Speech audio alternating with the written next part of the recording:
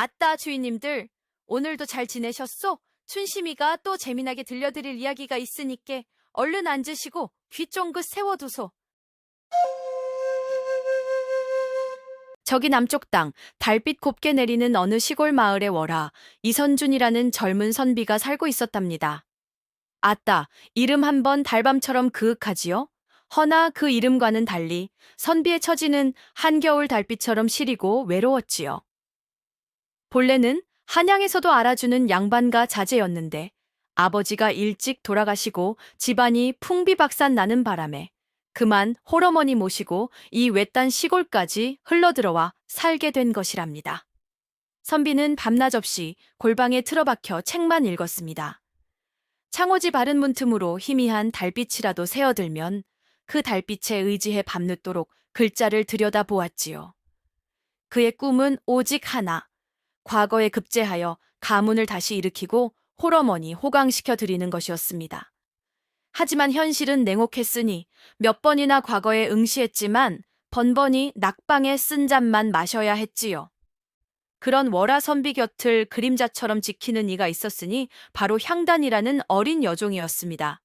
나이는 20살 될까 말까 한 처자였는데 월하 선비네 집안이 망하기 전부터 그 댁에서 잔심부름하던 아이였지요. 집안이 망하고 모든 종들이 뿔뿔이 흩어졌지만 향단이만은 홀로 남은 선비와 병든 노마님 곁을 떠나지 않고 묵묵히 지키고 있었답니다. 향단이는 월하 선비가 글 공부에만 전념할 수 있도록 온갖 굳은 일을 도맡아 했습니다. 새벽같이 일어나 밥을 짓고 낮에는 밭에 나가 김을 매거나 삭바느질을 해서 푼돈을 벌었지요. 밤이 되면 선비의 등잔에 기름이 떨어지지 않도록 살피고 밤참이라도 마련하여 조용히 방 앞에 놓아두곤 했습니다. 그녀의 헌신적인 뒷바라지가 없었다면 월하 선비는 진작에 붓을 꺾고 절망 속에 주저앉았을지도 모를 일이었지요. 하지만 월하 선비의 과거 길은 어찌나 멀고도 험한지 해마다 낙방 소식만 전해져 왔습니다. 그럴 때마다 선비는 깊은 절망에 빠져 며칠 밤낮을 식음을 전폐하고 방 안에 틀어박혀 괴로워했지요. 나는 안 돼. 나는 가망이 없어. 이 무슨 낯으로 어머님을 뵙고 또 향단이 너를 본단 말이냐 하며 자책감에 몸부림쳤습니다. 그런 월하 선비를 일으켜 세운 것은 바로 향단이었습니다.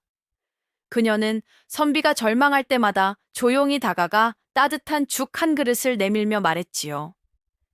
나리, 너무 상심치 마십시오. 하늘이 큰 인물을 내실 때에는 반드시 시련을 주신다고 하였습니다. 이번에는 운이 따르지 않았을 뿐 다음번에는 꼭 장원급제하실 것입니다. 향단이의 목소리는 차분했지만 그 안에는 선비에 대한 깊은 믿음과 격려가 담겨 있었습니다.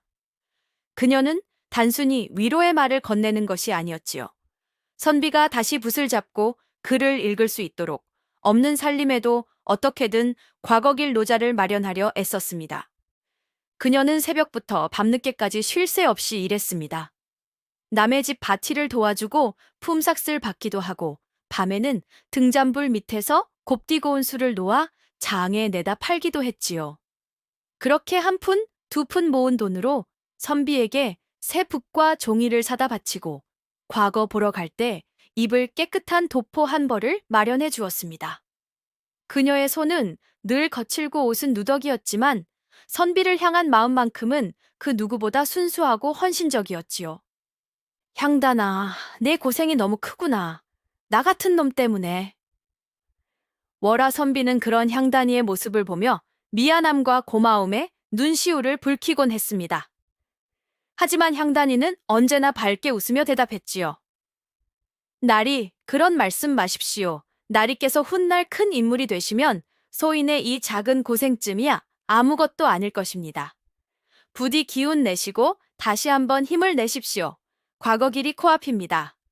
그렇게 월하 선비가 향단의 헌신적인 뒷바라지 속에서 다시 한번 과거 시험을 준비하고 있을 무렵 평화롭던 시골 마을에 검은 먹구름이 몰려오기 시작했습니다.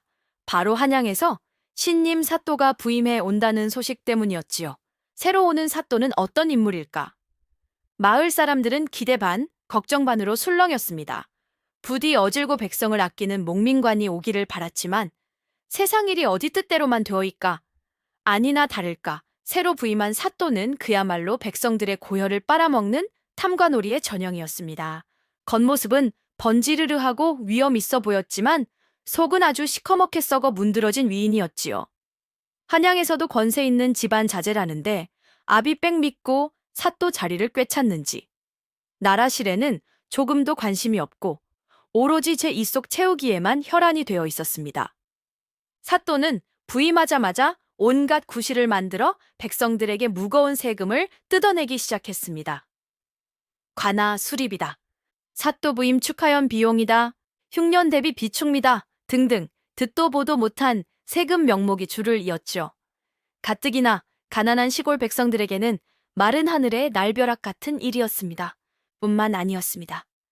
사또는 마을의 예쁜 처녀들을 보면 눈독을 들이고 수청을 강요하려 들거나 힘없는 백성들의 땅을 헐값에 빼앗으려 하는 등 온갖 못된 짓을 서슴지 않았습니다. 관아는 백성들을 위한 곳이 아니라 사또와 그 밑에의 아전들이 제 배를 불리는 소굴로 변해버렸지요. 마을에는 순식간에 불안과 공포가 깃들었습니다.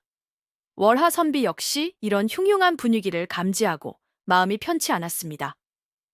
저런 자가 한 고을의 수령이라니 백성들의 고통이 이만저만이 아니겠구나. 그는 안타까워했지만 힘없는 자신이 나설 수도 없는 노릇이라 그저 착잡한 심정으로 지켜볼 수밖에 없었지요. 하지만 그 탐관오리 사또의 검은 마수가 자신에게까지 뻗쳐오리라고는 꿈에도 생각지 못했을 겁니다. 어느 날 그 탐관오리 사또가 월하 선비를 관아로 불러들였습니다. 월하 선비는 내가 무슨 잘못이라도 저질렀나 싶어 불안한 마음으로 관아로 향했지요. 사또는 대청마루에 거만하게 앉아 월하 선비를 내려다보며 말했습니다. 네가 이 고을에서 글줄 깨나 읽는다는 월하 선비렸다? 듣자 하니 내 시 짓는 솜씨가 제법 뛰어나다 하더구나. 월하 선비는 겸손하게 대답했습니다. 과찬이십니다, 사또. 소인은 그저 부족한 글을 읽을 따름입니다. 허허, 겸손하기는. 사또는 능글맞게 웃으며 말했습니다. 마침내 너의 그 글재주를 한번 시험해 볼까 한다. 내 이번에 이 고을에 부임하여 백성들을 위해 어진 정치를 펼치고 있으니 나의 그 공덕을 칭송하는 시 한 수를 멋지게 지어 바치거라. 만약 내 마음에 흡족하면 내게 큰 상을 내릴 것이다. 사또의 속셈은 뻔했습니다. 자신의 치적을 과시하고 아첨하는 시를 지어 바치게 하여 그것을 한양의 아비에게 보내 자신의 능력을 뽐내려는 수작이었지요. 또한 월하 선비가 자신의 말을 잘 듣는지 떠보려는 의도도 숨어 있었습니다. 월하 선비는 사또의 그 뻔뻔한 요구에 속으로는 분노가 치밀었지만 겉으로는 내색하지 않았습니다. 사또의 명을 거역했다가는 무슨 화를 당할지 몰랐으니까요.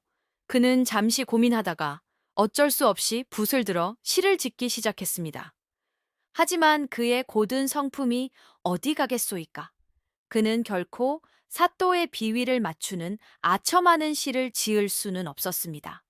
대신 그는 백성들의 고단한 삶과 그들을 보살펴야 할 목민관의 진정한 도리에 대해 은유적으로 표현한 뼈 있는 시 한 수를 지어 바쳤지요. 사또는 월하 선비가 지은 시를 받아들고는 처음에는 그럴듯한 문장에 만족하는 듯 했지만 이내 시 속에 담긴 진짜 의미를 알아차리고는 얼굴이 벌개졌다가 파래졌다가 했습니다. 아니나 다를까 월하 선비가 지어 바친 시는 탐관오리 사또의 심기를 제대로 건드리고 말았습니다. 사또는 겉으로는 글솜씨는 제법이구나 하고 아무렇지 않은 척했지만 속으로는 이놈이 감히 나를 능멸해? 겉으로는 칭송하는 척하면서 속으로는 나를 비꼬았겠다 하며 분노로 부들부들 떨었지요. 그날 이후 사또는 월하 선비를 눈엣 가시처럼 여기고 어떻게든 그를 공영에 빠뜨릴 궁리만 했습니다. 그는 월하 선비가 지은 시의 글귀 하나하나를 트집 잡아 이것은 필시 불온한 뜻을 품고 조정을 비방하려는 것이다 라고 몰아붙이거나 내 놈이 감히 사또의 명을 가벼이 여기고 나를 능멸하려 드느냐 하며 억지를 부렸습니다. 그리고는 아주 치졸하고 악랄한 방법으로 월하 선비를 압박하기 시작했지요. 우선 월하 선비에게 터무니없이 많은 세금을 부과했습니다. 내 놈이 양반 행세를 하려면 그에 합당한 세금을 내야 할 것이 아니냐 하며 다른 집보다 몇 배나 많은 곡식과 돈을 요구했지요. 가뜩이나 없는 살림에 세금 폭탄까지 맞았으니 월하 선비는 그야말로 죽을 맛이었습니다. 세금을 제때 내지 못하자 사또는 기다렸다는 듯이 아전들을 보내 월하 선비에게 얼마 남지 않은 가재도구를 차압하고 심지어는 조상 대대로 내려오는 낡은 집과 손바닥만 한 밭배기까지 빼앗으려 했습니다. 내 이놈, 사또의 명을 어기고 세금을 체납하였으니 내 놈의 모든 재산을 몰수하고 너를 당장 옥에 가두어야 마땅하다. 사또는 월하 선비를 관하로 끌고 가 곤장을 치고 옥에 가두겠다고 협박까지 했습니다. 월하 선비는 억울하고 분했지만 힘없는 자신이 어찌 저 막강한 권력을 가진 사또에게 맞설 수 있겠소이까. 그는 절망감에 빠져 어찌할 바를 몰랐습니다. 향단이는 그런 주인의 모습을 보며 안타까움에 눈물만 흘렸지요. 월하 선비가 사또의 계략에 빠져 꼼짝없이 모든 것을 빼앗기고 옥에 갇힐 위기에 처하자 보다 못한 향단이가 앞으로 나섰습니다. 그녀는 더 이상 눈물만 흘리고 있을 수 없다고 판단했지요. 날이 향단이가 비장한 표정으로 월하 선비 앞에 섰습니다. 너무 상심치 마십시오. 하늘이 무너져도 솟아날 구멍은 있는 법입니다. 저에게 생각이 있습니다. 부디 소인을 믿고 며칠만 기다려 주십시오. 월하 선비는 향단의 그 당찬 모습에 깜짝 놀랐습니다. 아니, 향단아. 내게 무슨 뾰족한 수라도 있단 말이냐? 저 자는 사또인데 우리가 어찌. 날이 향단이의 눈빛이 그 어느 때보다 청명하게 빛났습니다. 호랑이를 잡으려면 호랑이 굴로 들어가야 하는 법이고 뱀을 잡으려면 뱀의 약점을 알아야 하는 법입니다. 저 사또라는 자, 겉으로는 위세등등하지만 분명 어딘가 허술한 구석이 있을 것입니다. 제가 그 약점을 찾아내어 역으로 이용해 보겠습니다. 향단이는 평소 눈치가 빠르고 사람들의 심리를 꿰뚫어 보는 재주가 있었답니다. 그녀는 며칠 동안 관아 주변을 맴돌며 사또의 행동거지와 주변 사람들의 이야기를 귀담아 들었고 마침내 사또의 치명적인 약점 몇 가지를 파악해냈지요. 첫째, 사또는 엄청난 미식가라 진귀하고 맛있는 음식이라면 사족을 못 쓴다는 것. 둘째, 그는 아첨에 약하고 남들에게 과시하기를 좋아하는 허영심이 있다는 것. 그리고 셋째, 아주 은밀하게 뒷돈을 챙기는 것을 좋아하지만 그 방법이 치밀하지 못하다는 것. 옳거니 이 약점들을 잘 이용하면 향단이의 머릿속에 기발한 계책이 떠오르기 시작했습니다. 향단이의 첫 번째 작전은 바로 사또의 그 끝없는 식탐을 이용하는 것이었습니다. 그녀는 자신이 가진 얼마 안 되는 돈을 탈탈 털어 아주 귀하고 맛있는 산의 진미를 준비했습니다.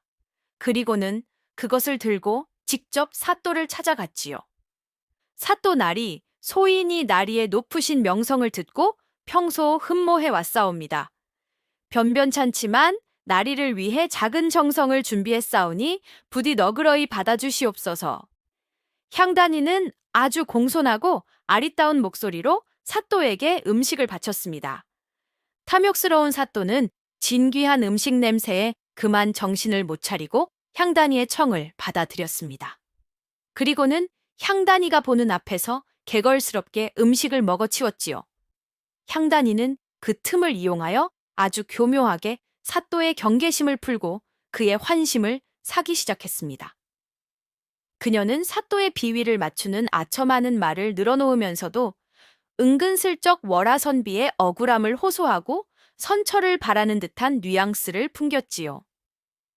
며칠 동안 향단이는 그렇게 사또에게 맛있는 음식을 바치고 그의 말벗이 되어주며 신뢰를 쌓았습니다. 사또는 어리고 아리따운 향단이가 자신을 흠모하여 그런다고 착각하고는 그녀 앞에서 점점 속내를 드러내기 시작했지요. 자신의 권세를 자랑하기도 하고 몰래 뒷돈을 챙긴 이야기를 은근히 흘리기도 했습니다. 향단이는 이 모든 것을 하나도 놓치지 않고 기억해 두었습니다. 그리고 동시에 관아의 아전 중 하나인 덕칠이라는 자에게 은밀히 접근했습니다. 이 덕칠이라는 자가 어떤 위인이냐 하면 사또 밑에서 온갖 더러운 일을 도맡아 하지만 속으로는 사또의 횡포에 불만을 품고 있는 약삭 빠르면서도 약간의 인정은 있는 그런 인물이었지요.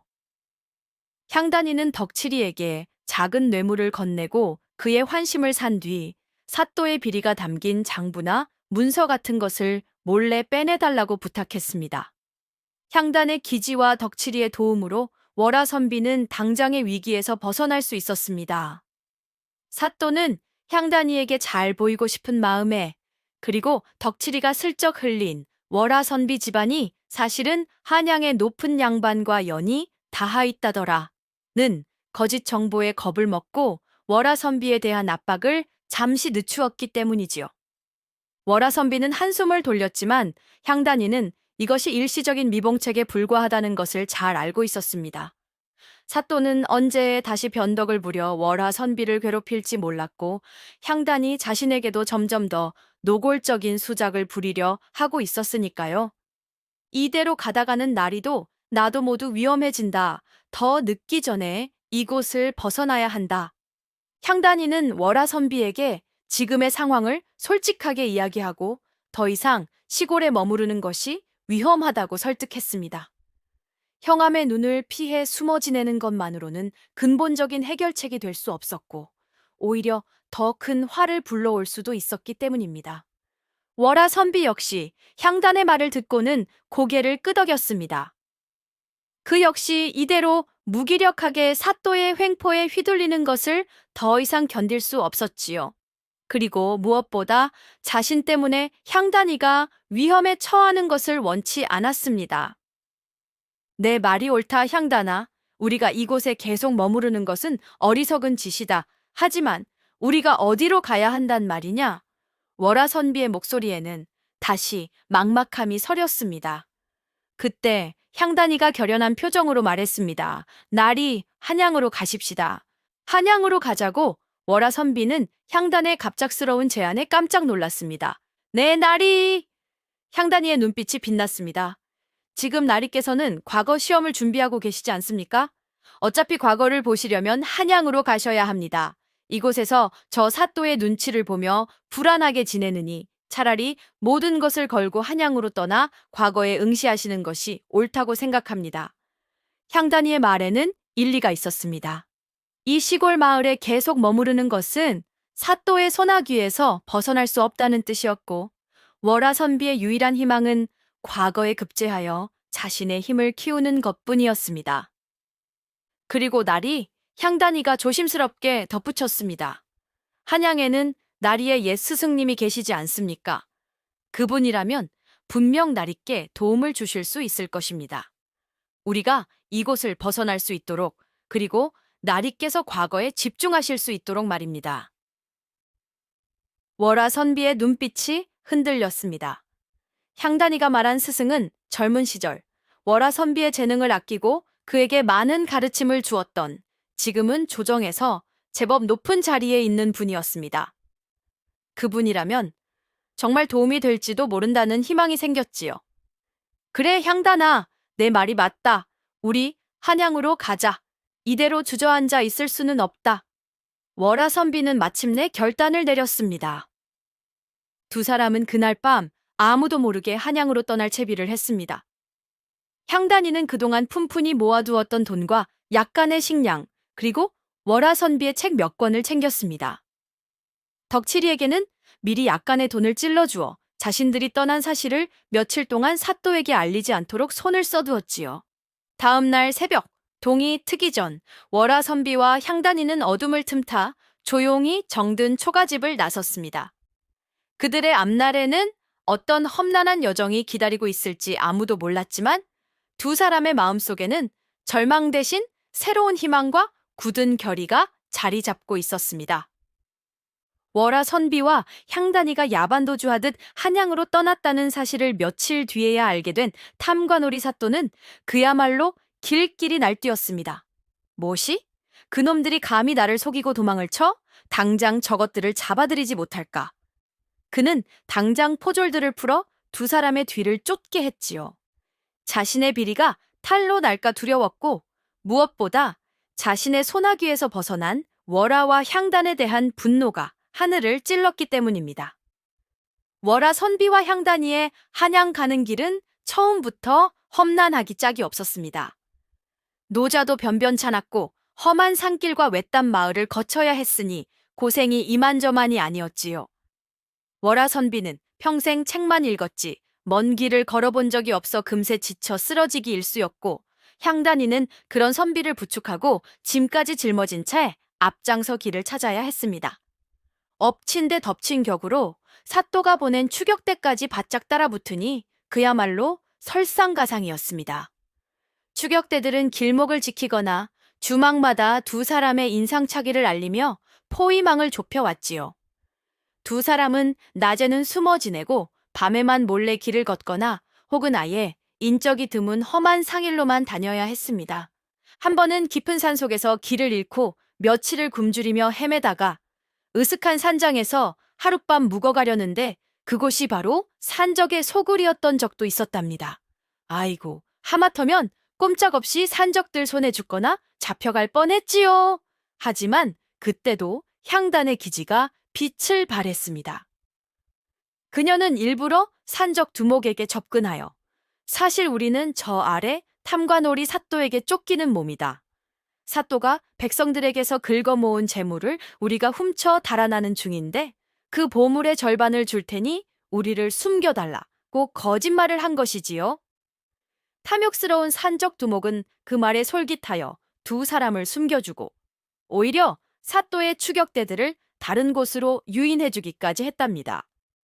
또 어떤 날은 험한 고갯길을 넘다가 그만 발을 헛디뎌 월하 선비가 낭떠러지로 굴러떨어질 뻔한 아찔한 순간도 있었습니다. 그때도 향단이가 몸을 날려 그의 옷자락을 붙잡아 간신히 구해냈지요.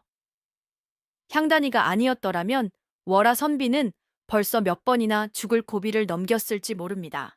그렇게 온갖 고초를 겪으며 두 사람은 서로를 의지하고 격려하며 한 걸음 한 걸음 한양으로 향했습니다. 험난한 여정 속에서 두 사람의 신뢰와 애정은 더욱 깊어져 갔지요. 마침내 천신만고 끝에 월하, 선비와 향단이는 꿈에도 그리던 한양 땅을 밟게 되었습니다. 며칠 밤낮을 걸어오느라 행색은 남루하기 짝이 없었지만 두 사람의 눈빛에는 희망과 함께 새로운 시작에 대한 기대감이 어리고 있었지요. 월하 선비는 곧장 자신이 젊은 시절 가르침을 받았던 옛 스승의 집으로 향했습니다. 그 스승은 현재 조정에서 판서 벼슬을 하고 있는 아주 덕망 높고 영향력 있는 분이었습니다. 월하 선비는 스승이라면 자신의 억울한 사정을 들어주고 도움을 줄 것이라 굳게 믿고 있었지요. 스승은 갑작스럽게 찾아온 초라한 행사에게 제자를 처음에는 알아보지 못했지만 월하 선비가 자신의 신분을 밝히자 깜짝 놀라며 반갑게 그를 맞이해 주었습니다. 그리고 월하 선비가 그동안 시골에서 겪었던 억울한 사연과 탐관오리 사또의 횡포, 그리고 향단의 헌신적인 도움에 대한 이야기를 모두 듣고는 크게 분노하고 안타까워했지요.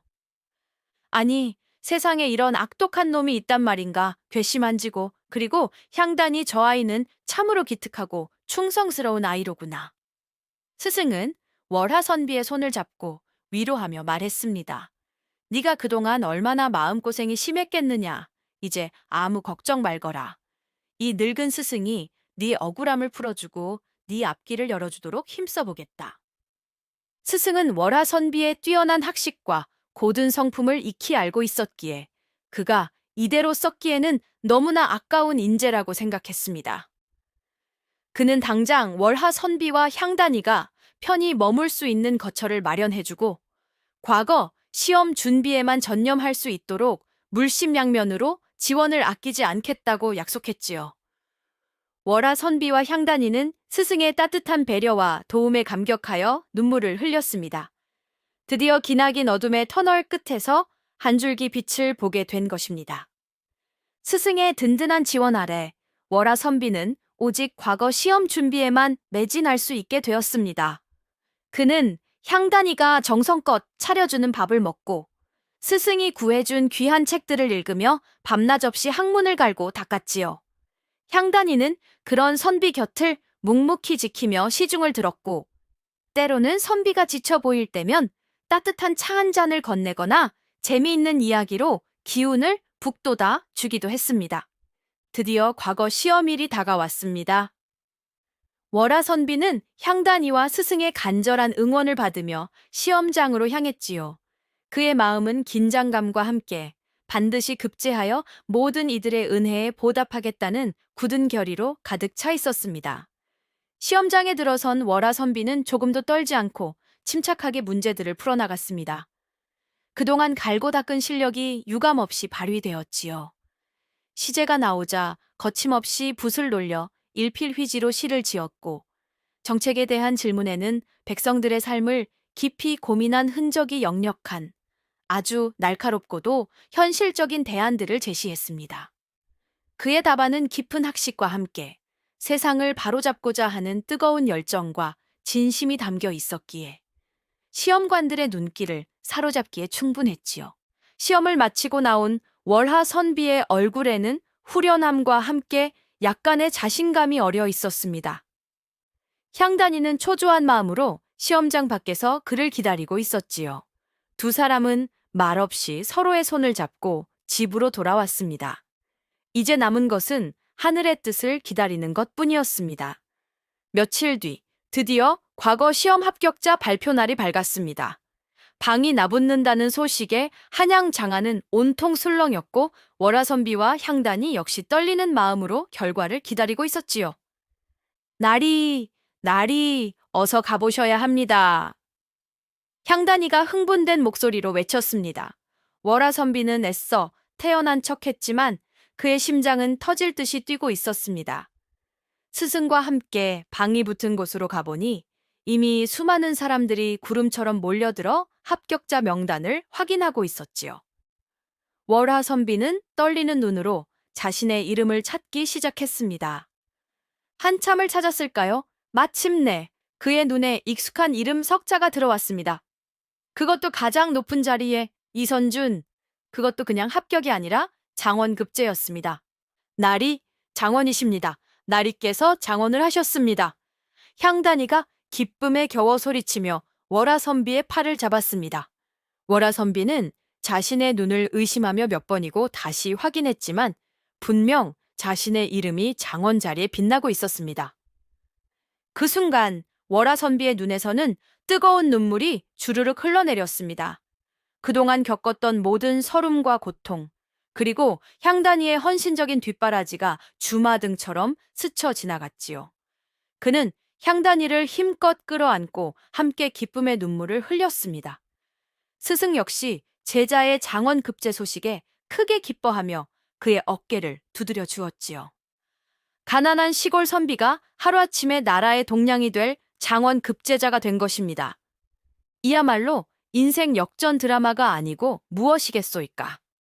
이 소식은 곧 월하 선비의 고향 마을에까지 전해졌고, 그를 괴롭혔던 탐관오리 사또는 이제 자신의 운명이 어찌 될지 몰라 전전긍긍하기 시작했답니다. 장원급제한 월하 선비는 곧바로 임금님을 알현하게 되었습니다. 임금께서는 그의 뛰어난 학식과 고든 성품에 크게 감탄하시고 그에게 높은 벼슬을 내리려 하셨지요. 그런데 이때 월하 선비는 임금님께 아주 특별한 청을 올렸답니다. 성은이 망극하옵니다. 전하, 허나 소신에게 벼슬을 내리시기 전에 부디 한 가지 소원을 들어주시옵소서. 소신이 낙향하여 지내던 고을에 백성들의 고혈을 빨아먹는 탐관오리 사또가 있사옵니다. 부디 소신에게 암행어사의 직분을 잠시 맡겨주시어 그자의 죄를 직접 묻고 백성들의 억울함을 풀어줄 기회를 주시옵소서. 월하 선비는 자신에게 닥쳤던 위협보다는 고통받는 백성들을 먼저 생각했던 것입니다. 임금께서는 그의 그 의로운 마음에 또 한 번 감탄하시고 그의 청을 흔쾌히 받아들여 그에게 암행어사의 중책을 맡기셨습니다. 암행어사가 된 월하 선비는 마패와 유척을 챙겨들고 향단이와 몇몇 믿을 만한 수행원들만 데리고 비밀리에 자신의 고향 마을로 향했습니다. 그리고는 예전에 그 허름한 선비 행사액으로 변복하고 탐관오리 사또의 악행에 대한 증거들을 낱낱이 수집하기 시작했지요.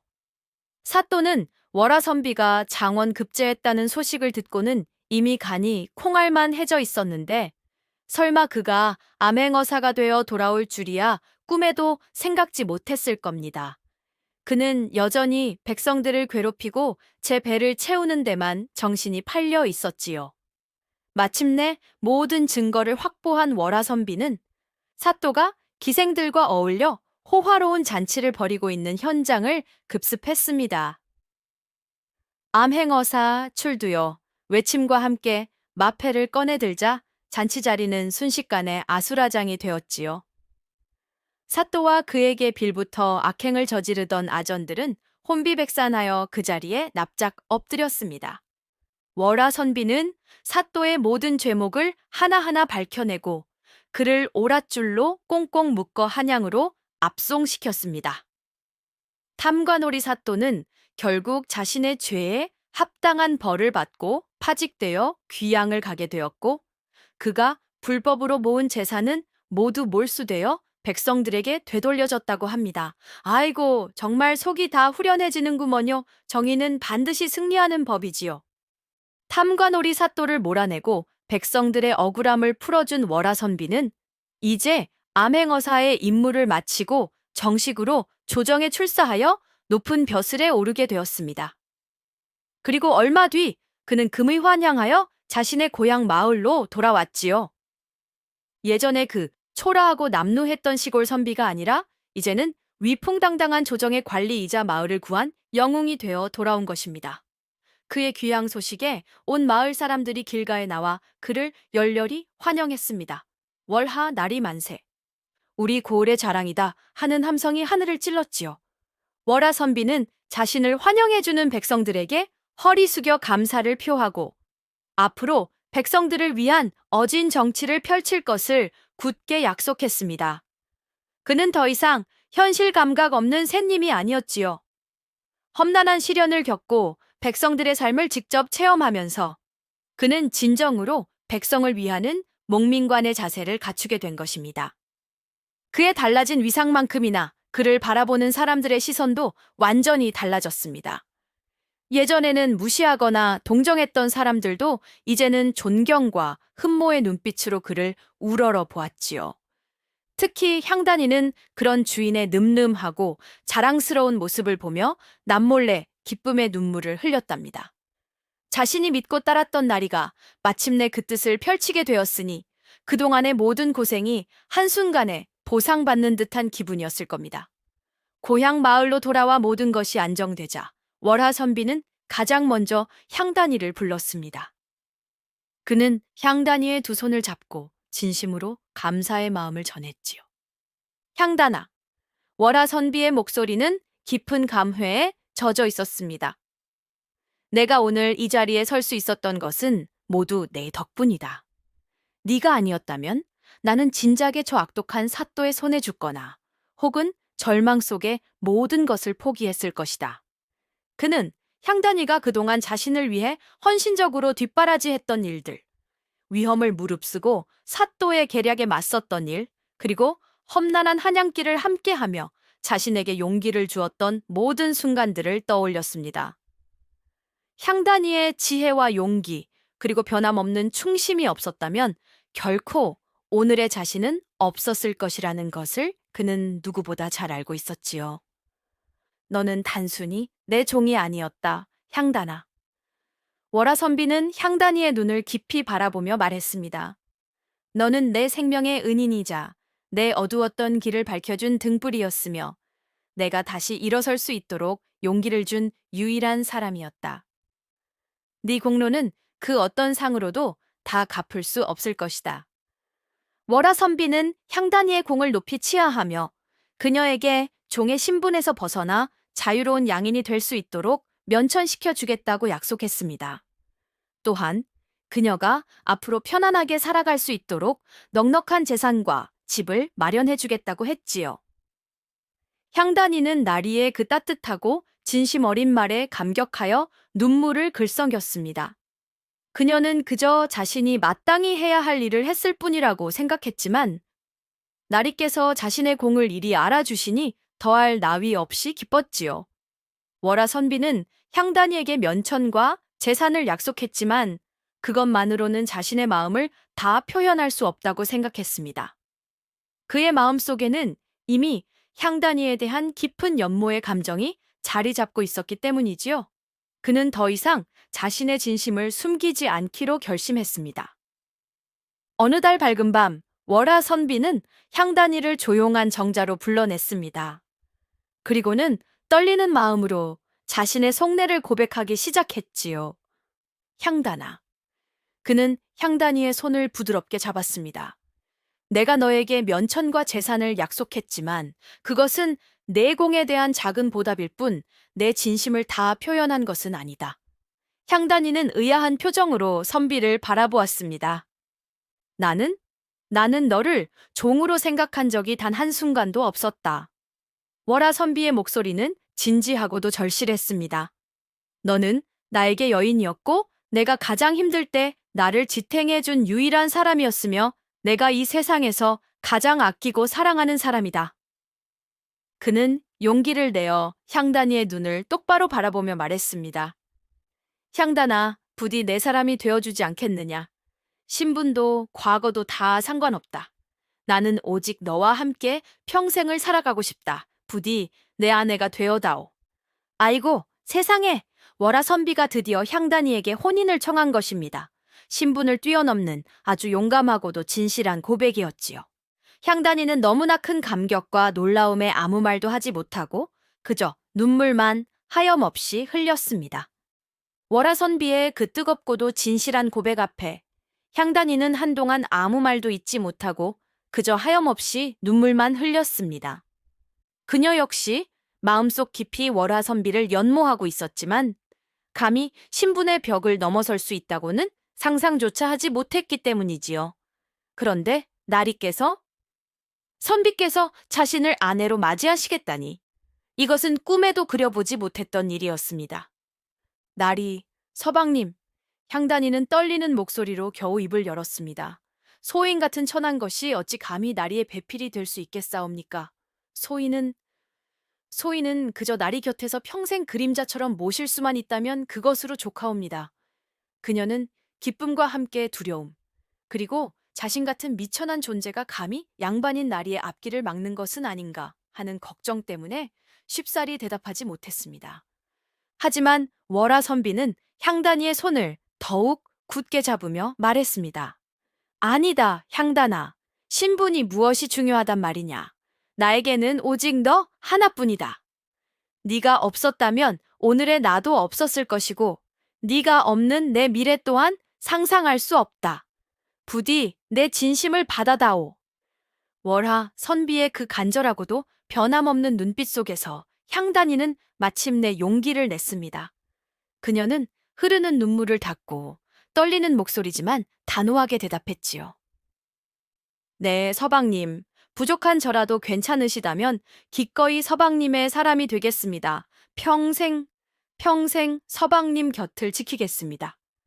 두 사람은 서로를 힘껏 끌어안았습니다. 신분의 벽도, 세상의 시선도, 과거의 아픔도 모두 녹아내리는 듯한 감격적인 순간이었습니다. 달빛 아래 두 사람의 그림자가 하나로 포개졌지요. 아이고, 춘심이도 감동해서 눈물이 다 나는구먼요.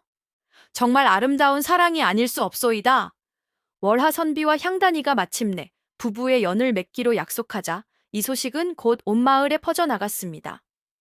처음에는 아니, 양반 나리가 어찌 면천한 종과 혼인을 한단 말이냐 하며 수군거리는 사람들도 있었지만 두 사람의 깊은 사랑과 그동안 함께 겪어온 시련들을 아는 사람들은 대부분 진심으로 그들의 결합을 축복해 주었지요.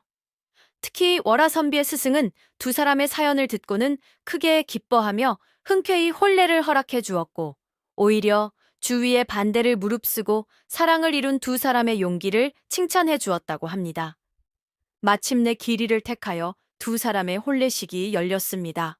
비록 한양의 양반들처럼 화려하고 성대한 잔치는 아니었지만 마을 사람들이 모두 모여 진심으로 축하해주는 아주 따뜻하고 정겨운 혼례식이었지요.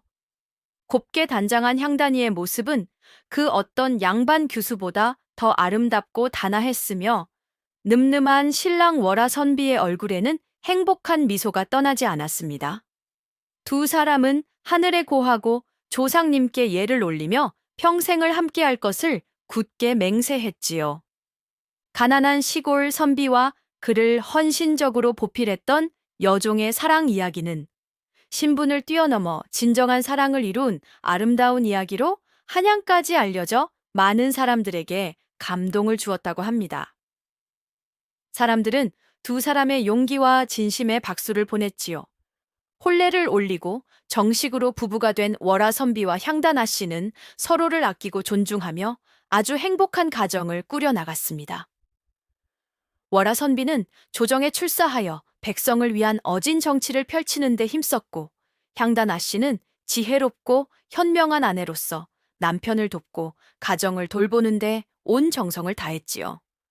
향단아 씨는 더 이상 예전에 말 못하는 여종이 아니었습니다. 그녀는 월하 선비의 가장 가까운 곳에서 그의 고민을 들어주고 조언을 아끼지 않는 든든한 동반자이자 정치적 조력자였습니다. 그녀는 시골에서 백성들의 어려움을 직접 겪었기에 남편이 백성들의 목소리에 귀 기울이고 그들의 삶을 실질적으로 개선하는 정책을 펼 수 있도록 늘 깨우쳐 주었지요. 월하 선비 역시 그런 아내의 지혜와 통찰력을 깊이 신뢰하고 존중했습니다. 그는 중요한 나라시를 결정할 때마다 아내와 의논했으며 아내의 조언을 바탕으로 백성들에게 칭송받는 훌륭한 목민관으로 성장해 나갔습니다. 두 사람 사이에는 어여쁜 아들딸도 태어나 금슬 좋은 부부의 모범을 보였으며 그들의 집에는 늘 사랑과 웃음이 넘쳐났다고 합니다. 신분을 뛰어넘은 그들의 사랑 이야기는 오랫동안 사람들의 입에 오르내리며 진정한 가치는 겉모습이나 신분이 아니라 바로 사람의 마음과 진심에 있다는 귀한 교훈을 남겨주었지요. 자, 주인님들, 오늘 춘심이가 들려드린 벼슬길 오른 선비, 여종향단과 백년가약 맺은 사연은 여기까지랍니다. 참말로 파란만장하면서도 감동적인 이야기 아니었소이까? 부디 주인님들께서도 월하선비와 향단아씨처럼 서로를 아끼고 존중하며 어떤 어려움 속에서도 사랑과 믿음으로 행복을 만들어 가시기를 바라겠소이다. 아이고, 오늘도 신나게 이야기 보따리를 풀었더니 목이 다 칼칼하네. 이 춘심이가 다음에도 더 재미난 이야기 들고 올 수 있도록 주인님들 구독이랑 좋아요 좀 꾹 눌러주시면 참말로 감사하겠소이다. 춘심이는 이만 물러가겠습니다요. 다음에 또 뵙시다. 고맙소이다.